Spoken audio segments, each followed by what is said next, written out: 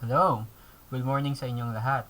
Wala kayong nakikitang mukha ngayon, but instead you are seeing now on the screen a whiteboard that I will be using for our discussion. So sana ma-feel nyo na parang nasa classroom pa rin kayo kasi habang ako yung nagsusulat ay dinidiscuss ko rin kung ano yung lesson natin ngayon. Sa nakaraang linggo, for the past week, last week was purely orientation. So I oriented you with the subject. I oriented you with the introduction to science and technology. And at the same time, you attended and you watched the university orientation and at the same time the campus orientation. So I hope that you're oriented very much on the policies that we have in this school, on the vision and mission of the campus and of the university, and some of the officials that you have to be familiar with because sooner or later when we begin face-to-face instruction, you will be dealing with them too. And do not forget to remember the faces of the different college officials in your college, which is the College of Human Kinetics. So today and this week, we will be dealing with two important lessons. First, we'll be talking about the definition of science and technology, and at the same time, how do they relate to the society. Now, speaking of science, we will also be talking about the scientific method. Okay? In all science courses, physics, chemistry, biology, when you were in high school, you were able to talk about the scientific method. I know that this is no longer new to you, and I know that you have quite a good understanding of what the scientific method is. All right. So this will be our first topic, and uh, after that, you will be reading, okay, a material that I was able to upload on the next topic, which is in historical antecedents of science and technology. Actually, that is the first formal topic in STS, okay, historical antecedents, wherein you will look at history of science and technology. But I think that before we proceed with that formal topic, I should be introducing to you first what science is and what technology is. Wait, this is not an introduction, but this is just a review of what science and technology are, because I believe that when you were in high school, you were able to talk about the definition of science and technology, and of course of the scientific method. So this lecture will just serve as a review for you, friends, ladies and gentlemen, para mas maintindihan nyo yung mga susunod nating mga leksyon. Okay?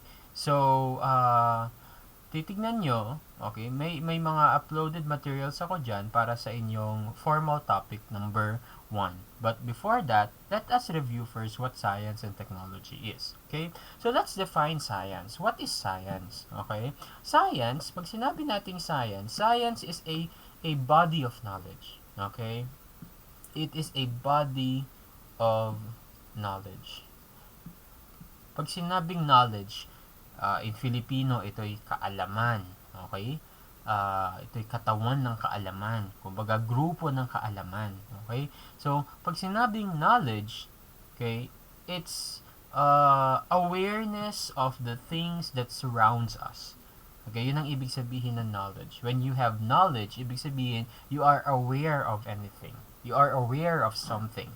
That is what we mean by knowledge. Okay, it's a body of knowledge. But science is not only a body of knowledge, but science is also a systematic. Okay, it's a systematic acquisition of knowledge. Okay, it's a systematic acquisition of knowledge. So it's a body of knowledge, but this body of knowledge should be acquired through a system.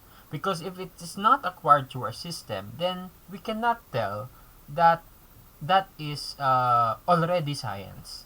Okay? Because science is a body of knowledge which this knowledge is built upon facts. Okay? It is built upon facts and not only by guesses or assumptions. So although science is a body of knowledge, but this knowledge should be built upon facts and not by assumptions. Okay? No to assumptions, but it should be facts. Okay? For example, when you say that the Earth, okay, this is the Earth, and when we say that the Earth is spherical in shape, is that a fact? Yes or no? Yes, the Earth is spherical, okay, or spheroid.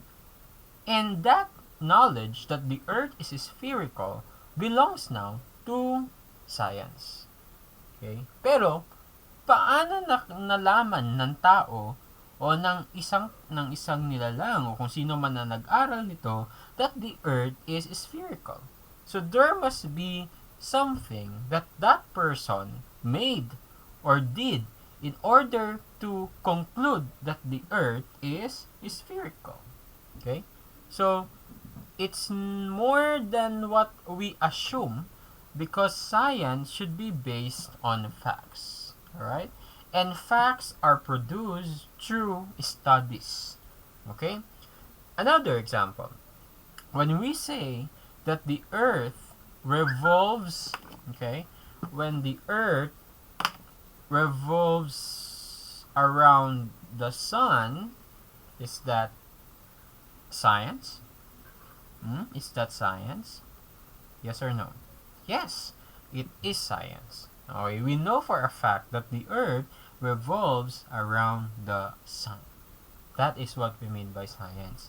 Okay, it's a body of knowledge, but that body of knowledge should be acquired through a systematic procedure or a step-by-step process. Okay, so what about non-science? Okay, non-science. Okay. When we talk about non-science, halimbawa, alam natin that the Earth is spherical. That's a fact. Pero pag sinabi ko na, halimbawa, let's say, Liza, okay, Liza is beautiful. Liza is beautiful. Is this science? Is this a body of knowledge? It could be knowledge, right? You are aware that something is beautiful, right? However, beauty, okay? Beauty as a quality is subjective. Okay? Pag sinabi nating subjective, depende sa tumitingin. Maaring para sa'yo, si Liza ay maganda. Pero sa ibang tao, si Liza ay hindi. This fact, okay, this knowledge is actually considered as non-science. Okay? So, can you see the difference between science now and non-science? So, pag sinabi nating science, it's fact. It is a body of knowledge and it's brought about by facts. Pero pag sinabi nating non-science, these are brought about by subjective opinions. Diba? Ang kabaligtaran ng facts ay opinion. Okay. So, when it is a product of your opinion, that could be non-science. However, opinions are the roots of facts. Facts are not there instantly, but facts are brought by opinions. So, they all start with opinions. They all start with what you think. And to make this opinion science, you have to make this opinion testable. Okay? Ibig sabihin, na-measure mo, na-test mo kung tama o hindi. Okay? Halimbawa, okay? So, let's see how can we make your opinion a fact so that it can belong now to science? For example, one of the most favorite examples of non-science are your superstitions. You know what superstitions are? You know what superstitions are? When you say superstitions or superstitious beliefs, ito yung mga pinaniniwalaan lalo na ng mga matatanda, yung mga parents nyo. Halimbawa, bawal ang magwalis paggabi kasi hindi raw seswertihin, for example. Ano pa? Bawal ang salamin pag may patay kasi pag nakita daw yung sarili mo sa salamin, ikaw yung susunod na mamamatay, di ba? O halimbawa, pag may kutsara, okay? Pag may kutsara na nahulog Okay? Pag may kutsara na nahulog, anong ibig sabihin nun? Mayroong bisita. Oh. Tanong, ito ba ay science? Is that science? Obviously, may bisita yan. Obviously, hindi ito science. That is not science because it's a superstitious belief. Now, pero, halimbawa, ikaw, curious ka. Monday, na-observe mo na nahulog yung kutsara nyo. And after an hour, may dumating na bisita. Check. Na-observe mo ha, may dumating na bisita. Tuesday, nahulog na naman yung kutsara nyo. At eksakto, after 1 hour, may dumating na bisita. Ulit, check. Wednesday, hanggang Sunday, nahulog kang kutsara. At after 1 hour, meron na namang bisita. Okay, tanong, can you now build a hypothesis na pagka may nahulog na kutsara ay magkakaroon ng bisita? Yes or no? Ang sagot dyan, yes. Okay? Bakit? Kasi yung observation mo ay nauulit. Ang tawag natin dyan ay repetitivity. Okay? Repetitivity. It is repetitive by nature. Okay? Nauulit. So, kung ito, phenomenon na ito, ay paulit-ulit na nangyayari at walang pagkakataon na hindi nangyari, ang tawag doon, repetitive. And one quality of science, ladies and gentlemen, is that it should be repetitive. The phenomenon should be repetitive. Okay? Halimbawa, gravity. Is gravity repetitive? Yes or no? Ano ba ang gravity? It's a force that what?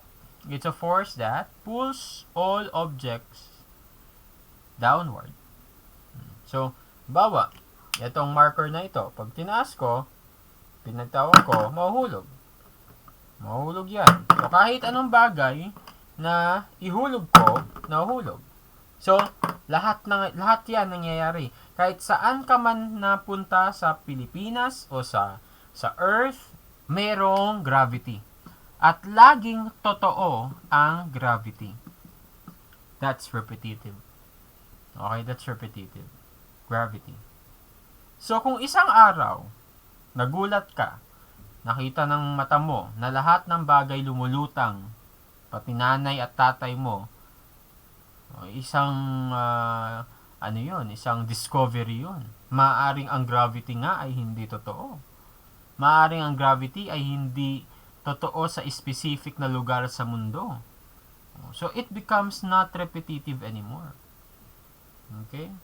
So, pag sinabing repetitive, not only repetitive through time na laging nangyayari, pero kahit nasaan ka, andun yung science. Andun yung konsepto. Andun yung teorya.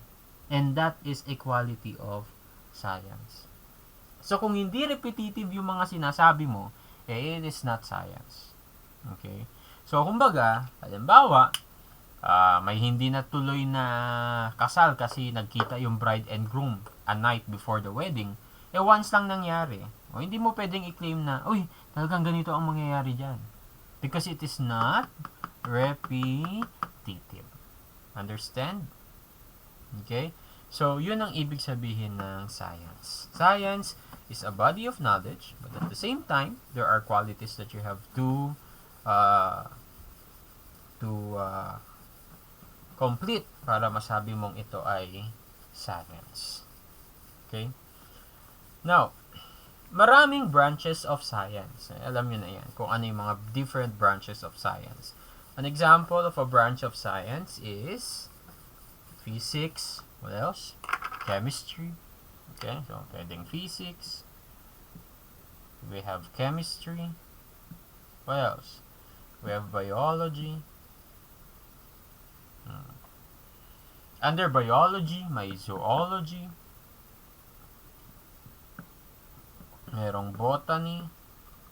So, lahat to. At marami pang iba. So, hindi lang ito ang branches of science.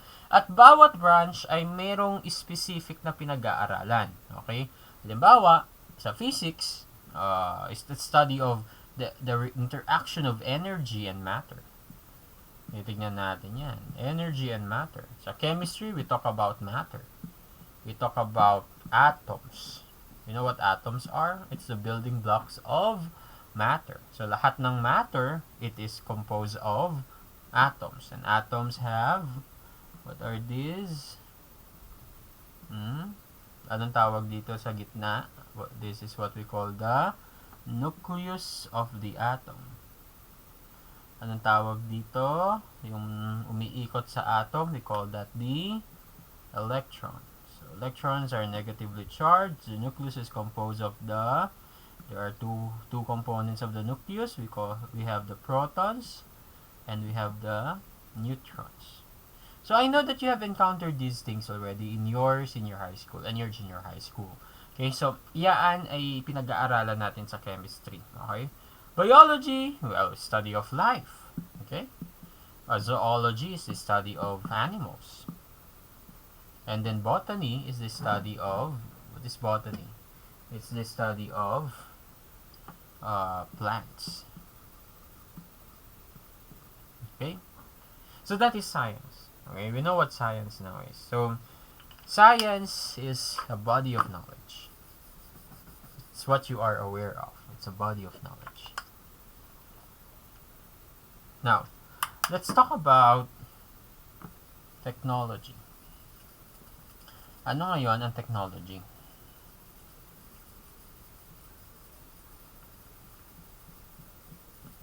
Give me a whiteboard.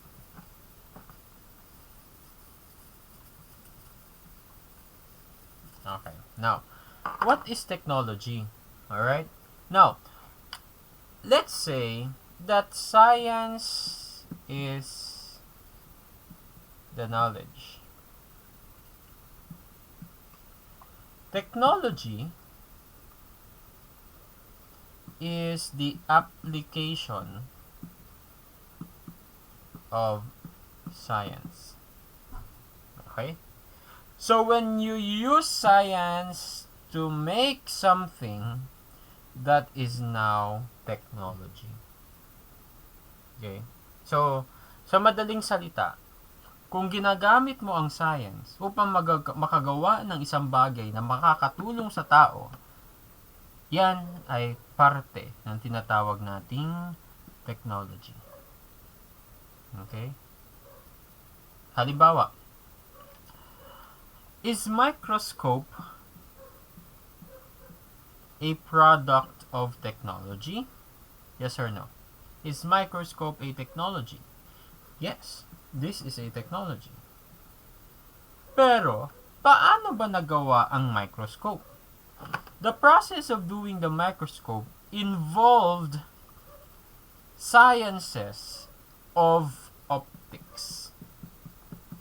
And optics, people, is a branch of physics, which is a branch of science.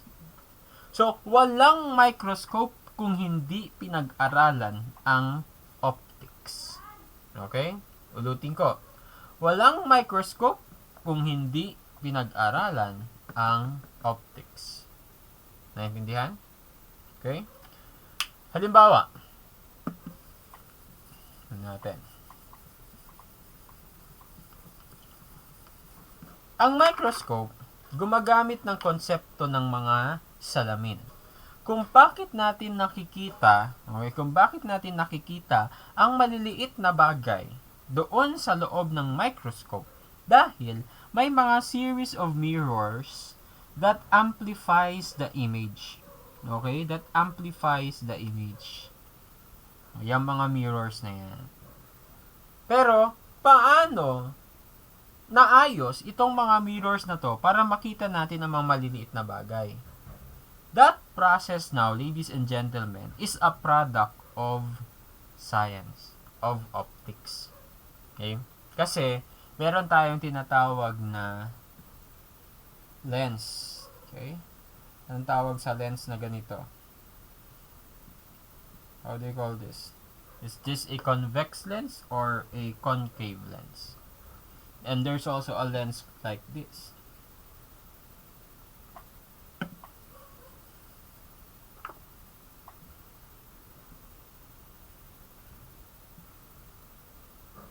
What is this lens? Is this a concave lens or a convex lens? So this is a concave lens.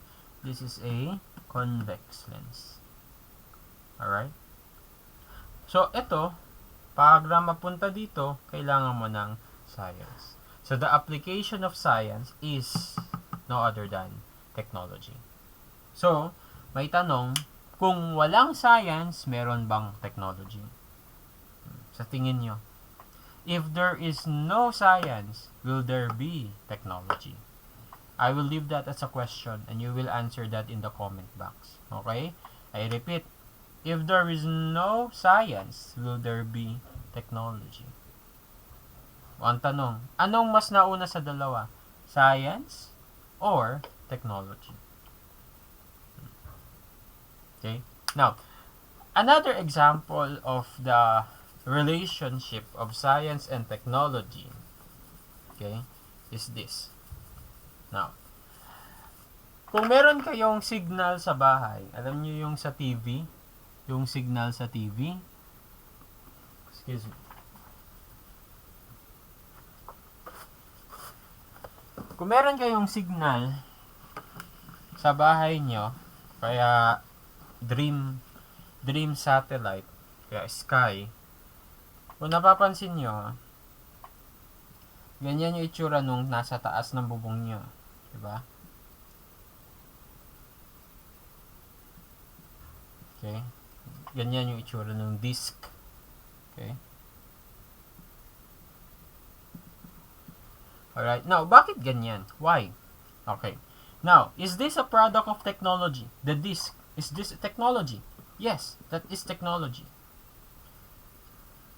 Pero, bakit ganyan ang design? Because, science tells us that when rays pass or hits a concave surface, reflective surface, what happens here is that it points back to a common point. Okay? It points back to a common point para yung paglahat ng signal ay nandito na, pag pumasok siya dyan, at natamaan niya itong concave surface na ito, babalik siya at magbabounce back doon sa pinaka-center. Okay? Kaya, yung mga trim satellite natin ay hindi square o hindi triangle. It's a concave lens. Kasi, kahit nasaan ka, basta may signal, i-converge niya lahat ng signal sa gitna para malakas yung signal na papasok doon sa iyong TV. So, this is a product of technology, but the concept behind this technology is what we call science. Okay? So, masasabi natin na meron tayong technology because of science. But can technology make science? That is the question. Can technology make science? No. We know that science can make technology. That is true. But the question is, can technology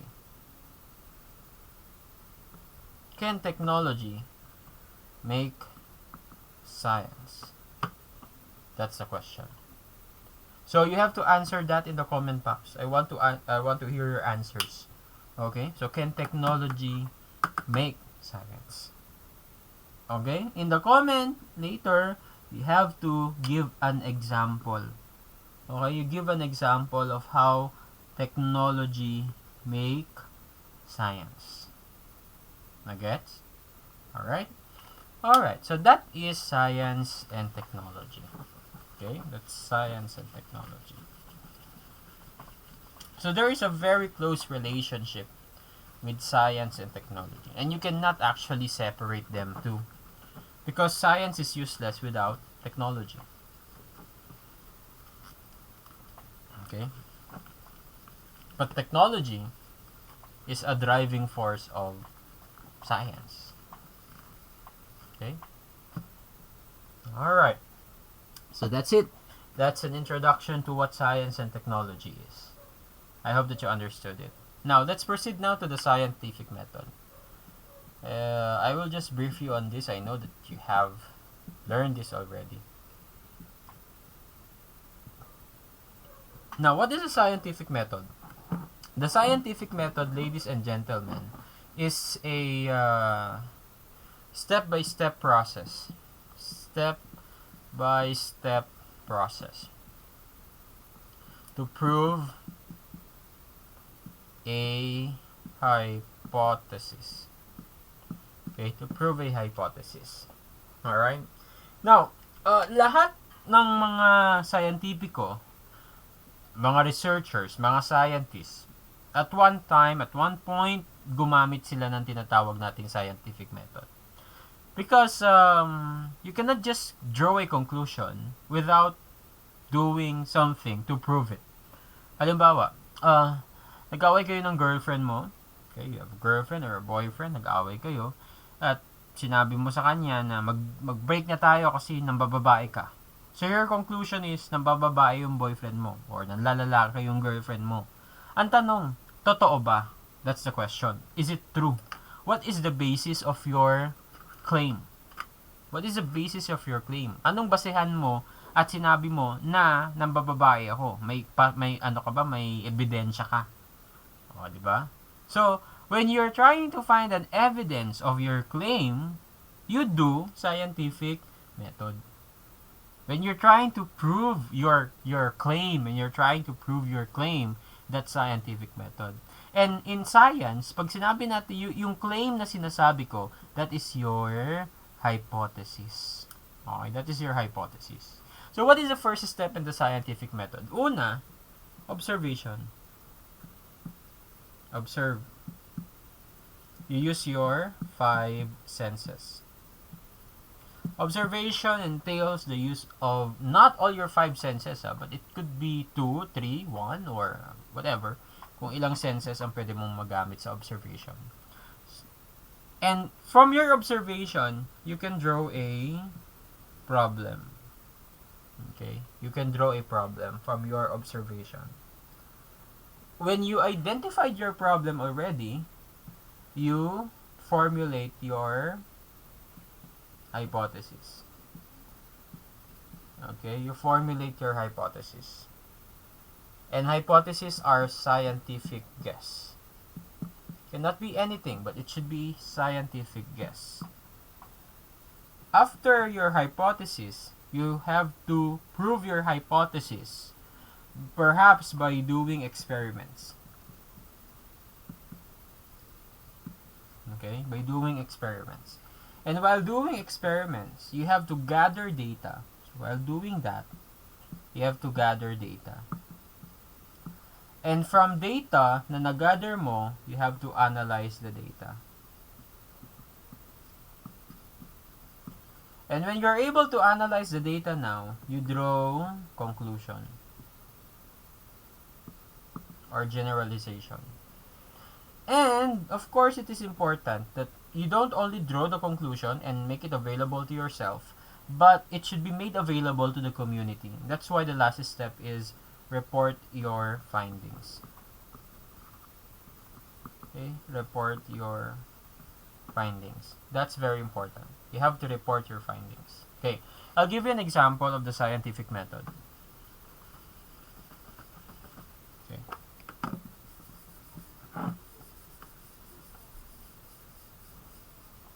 Okay. Halimbawa, halimbawa, si mama mo ay mahilig mag-alaga ng halaman. Mahilig siya mag-alaga ng halaman. Now, isang araw, inutusan ka ni mama mo na itapon yung mga lumang gamot sa ref. At isa dun sa gamot na naitapon mo ay vitamin C.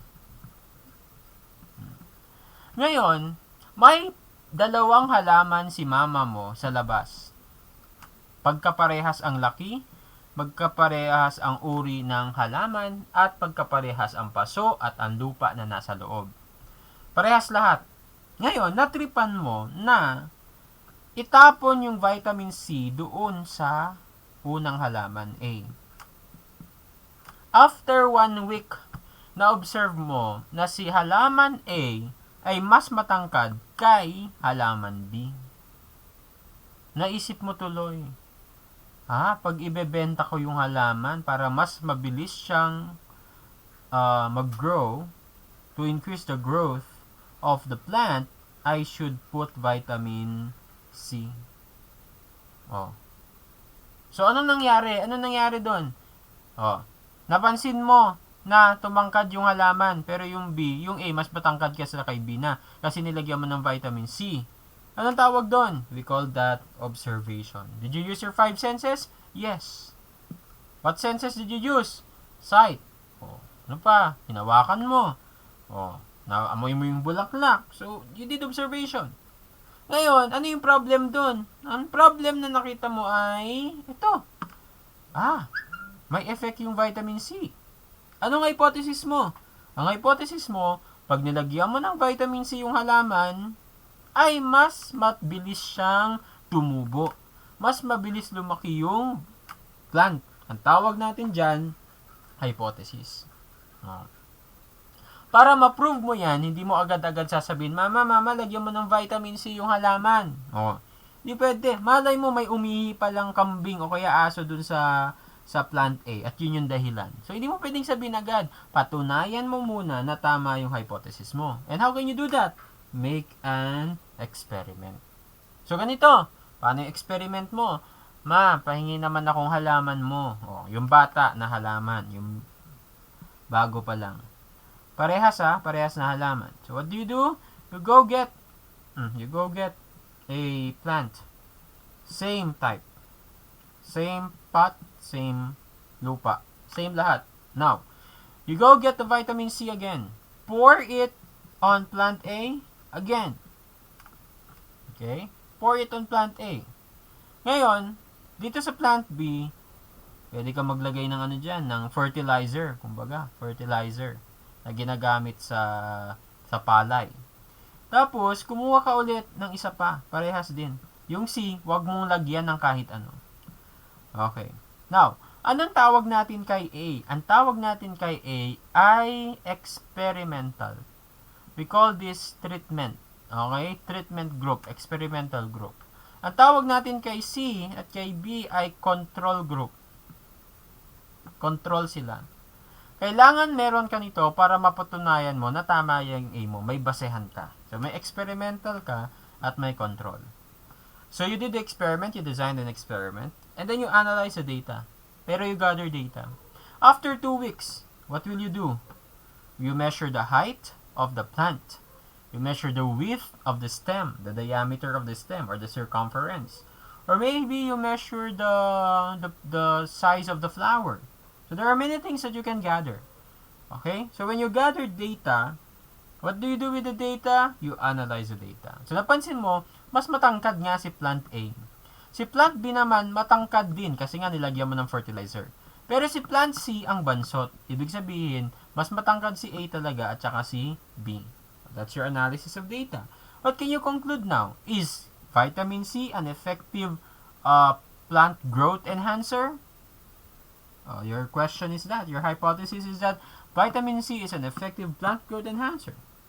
Yes or no? Based on the result of your experiment, yes. Tama. Okay? So, anong gagawin mo?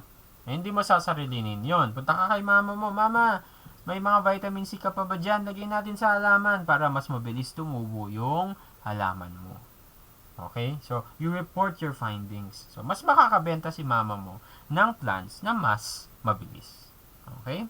So, that is in essence the scientific method. So, I repeat napaka-importante that you report the findings of your study. Okay? Of your experiment. That's very important. Halimbawa, marami sa history ng sanlibutan, okay, ng humanity, in the history of the humanity, that reporting of findings have become very crucial or have become very important. 3,000 years ago, okay, 3,000 years ago, Ptolemy hypothesized, okay, he has a hypothesis that the center of the solar system is the Earth. Okay, the center of the solar system is the Earth. So, the Earth is the center, and therefore, the Sun, the Moon, and the other planets are revolving around the Earth. And that has been the belief of many people, including the Catholic Church, that the center of the solar system is the Earth. In the Renaissance time, there was a young man whose name is Nicolaus Copernicus. Okay? Nicolaus Copernicus contested the idea of Ptolemy at sabi niya, no, the Earth is not the center of the solar system. The Sun is the center of the solar system. And the planets are revolving around the Sun, like Mercury, Venus, and Earth, and many more planets. You know what happened to Nicolaus Copernicus? Copernicus was castigated by the Catholic Church. They declared Copernicus as persona non grata. Ibig sabihin, hindi isang masamang tao, kumbaga. Okay? Kumbaga, tumutuligsa sa katuruan ng church, for example. Okay. Nicolaus Copernicus ignited the scientific revolution, actually. Okay. But Nicolaus Copernicus built upon the idea of and the findings of Galileo Galilei about the moons of Jupiter. Okay. So if it is indeed that the Earth is the center of the solar system, that everything revolves around the Earth, then why are the moons of Jupiter revolving around Jupiter? That's the idea. Okay? So, Nicolaus Copernicus did report the findings. But instead of appreciating the findings of Nicolaus Copernicus, many people did not believe about the theory of Nicolaus Copernicus. However, today, okay, we know that the Sun is the center of the solar system. So, thing is, if Nicolaus Copernicus remained silent, okay, and did not reported the findings about the center of the solar system, which is the Sun, then hanggang ngayon, naniniwala pa rin tayo na ang center ng solar system ay ang ating planeta, which is not the reality. Okay? So, yun ang importansya that you report the findings. By the way, ang tawag natin sa theory na to is we call this the geocentric model of the solar system. Geocentric model of the solar system. And this one is called the heliocentric model of the solar system. Why is it helio? Heliocentric came from the Latin, from the word helios, which means sun. And geo, which means Earth. Okay? So that is the scientific method. So I guess that's the end of our introduction, of our definition of science and technology, and what is the scientific method. Now, ulitin ko, i-answer nyo sa comment box natin. Okay? If science can make technology, okay, can technology make science? Okay, can it make science? If yes, how? So give me an example of how can technology drive science. Okay? How can technology drive science? Alright, so I leave you with that assignment, and I hope to see your answers in the comment box. Okay, so comment your answer down on the comment box, and I will be delighted to read all of them. Alright, so that's it. Goodbye, and stay safe.